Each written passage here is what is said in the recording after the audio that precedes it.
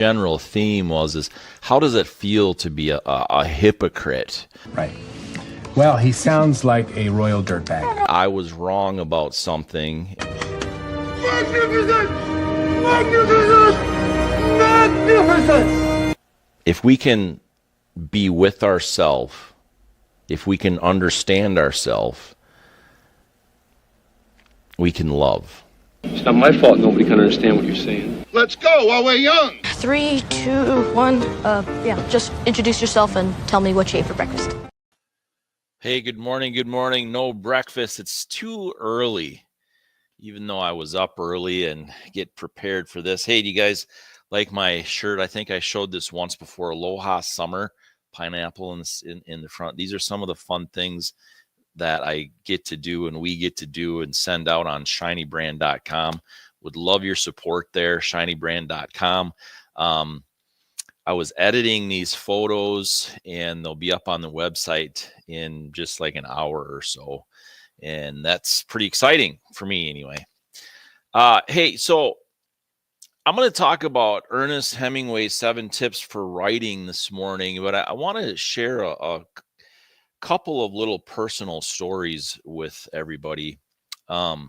So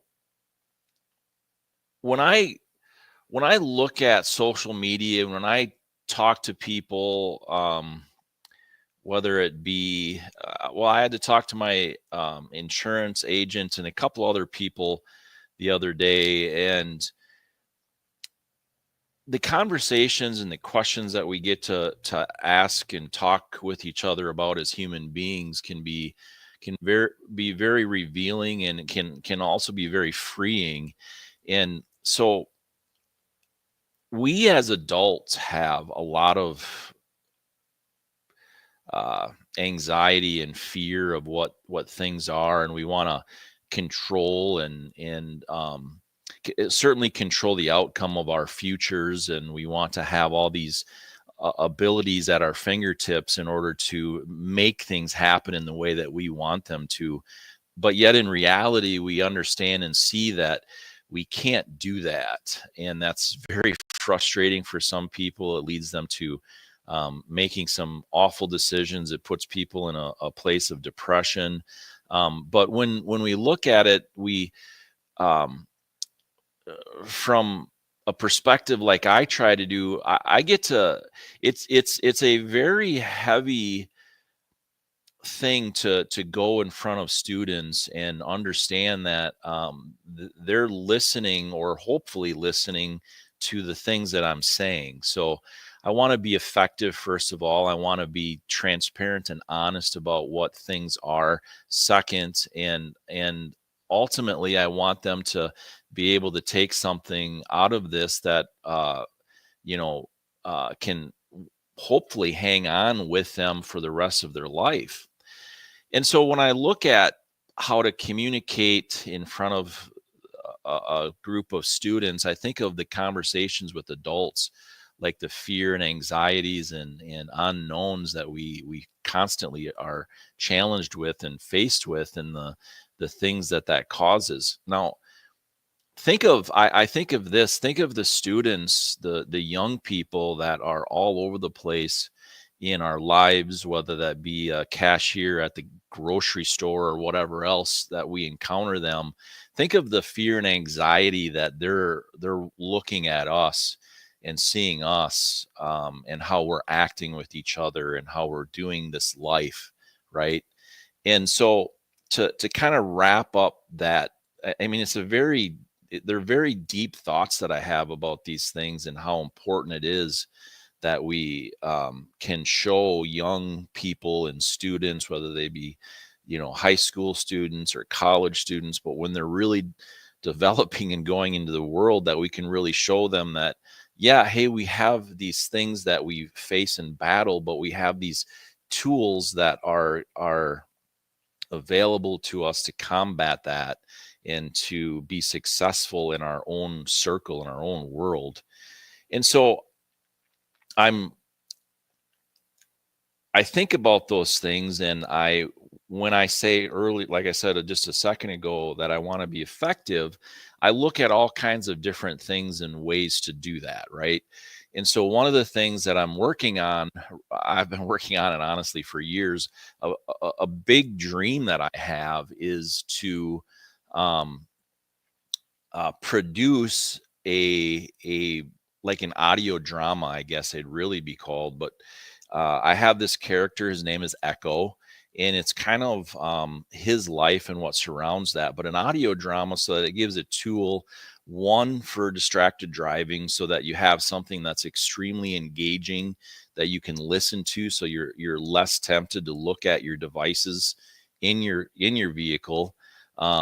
And another big thing is just the life lessons that we all have faced and what we've learned through those as just human beings. And so I had some ideas for it the other day, and I was working on that. And so I looked at this. I just basically searched for writing tips, because I was sort of in a place that I was stuck on it, and I just couldn't think of a way to move through the complexity of it, basically. And I came across Ernest Hemingway's 7 Tips for Writing. And I just want to share that and his quotes with you this morning. Now that I've shared kind of some of that personal things and what I'm working on and working towards here as part of Shiny Brand. So number one, he has here: to get started, write one true sentence. Now here's his quote off of that. Sometimes when I was starting a new story and I could not get it going, I would sit in front of the fire and squeeze the peel of the little oranges into the edge of the flame and watch the sputter of blue that they made. I would stand and look out over the roofs of Paris and think, do not worry, you have always written before and you will always write now. Thought that was kind of an interesting thing as he put these quotes are put with his tips. Second tip, and I want to tell you why I'm sharing this at the very end and why I think it's important to everybody's life, even if you're not going to write anything. Always stop for the day while you still know what will happen next. His quote is, the best way is always to stop when you're going good. And when you know what will happen next. If you do that every day when you are writing a novel, you will never be stuck. Thought that was pretty interesting. That's a very, very good way to look at it.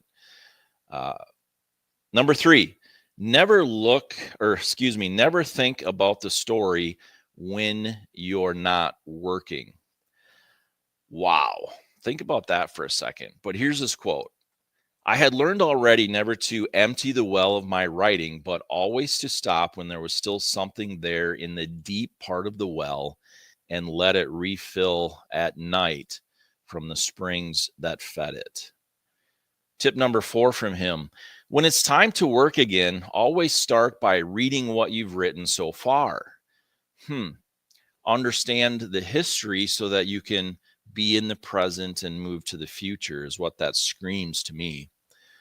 We have to understand whether we like where we're at whether we like what we know of the past. It can help determine where we're at right now and then where to go. His quote for number 4 there then is, when it gets so long that you can't do this every day, read back 2 or 3 chapters every day. Then each week, read it all from the start. Tip number 5 from him: don't describe an emotion, make it. In writing for a newspaper, you told what happened, and with one trick and another, you communicated the emotion, aided by the element of timelessness, which gives a certain emotion to any account of something that has happened on that day. But the real thing, the sequence of motion and fact, which made the emotion, and which would be as valid in a year or in 10 years, or with luck, and if you stated it purely enough, always. That's pretty powerful, isn't it? We need to make things happen, not that we're looking at the moment, but we're looking at how it would be valid in a year, 10 years, and valid always. tip number 6 from him was use a pencil. If you write with a pencil, you get 3 different sights at it. If the reader, let me start over, sorry. If you write with a pencil, you get 3 different sights at it to see if the reader is getting what you want him to. First, when you read it over, then when it is typed, you get another chance to improve it, and again in the proof. Number 7, be brief. It wasn't by accident, he says, that the Gettysburg Address was so short. The laws of prose writing are as immutable as those of flight, of mathematics, of physics. And to wrap up today, the reason that I think even if you're not going to write something, we have communication with people every day. We need to, one, get started with a true sentence, not hyperbole, not embellishing, but just truth. 2, he says, always stop for the day while you still know what will happen. Quit while you're ahead, right? And when we're communicating with people, we have to understand that there's a lot of nuance to things. There's a lot of complexity to things, and that there's a lot of ways of doing things as well. And that we need to give, while we're in a good place of communication, we need to just give way to that basic thing where we just say, we're in a good spot of communicating here, and before I'm going to try to prove that I'm right and you prove you're right, that we just basically stop the communication and then pick it up from those points again. Number 3 says, never think about the story when you're not working. Hang out with people. That's a problem that I've always had. I'm a workaholic.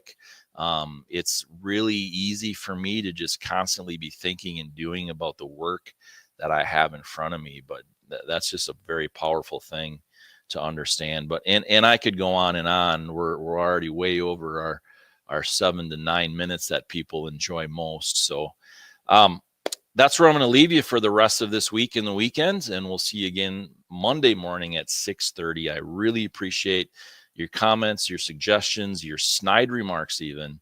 We'll see you Monday at 6:30. You know what I just saw? Who is this guy? I call myself Podcast because of my podcast. I have exorcised the demons. This house is clear. So it's done. It's done.